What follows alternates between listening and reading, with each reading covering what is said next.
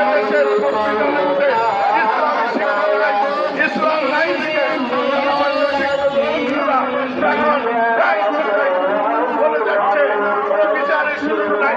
আমরা বহুদিন যাবৎ বলেছি যে সংবিধানের মধ্যে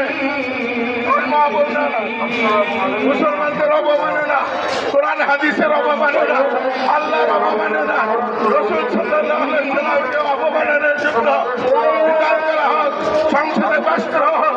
এই সেই বিধানের মধ্যে যারা এই সমস্ত কাজ করবে তাদের সর্বোচ্চ শাস্তি মৃত্যুদণ্ডের বিধান করা হোক। সেই দাবি আমাদের মানা হয়নি। আমরা চাই জুলাই সনদের নামে এই ভান্ডামি চলে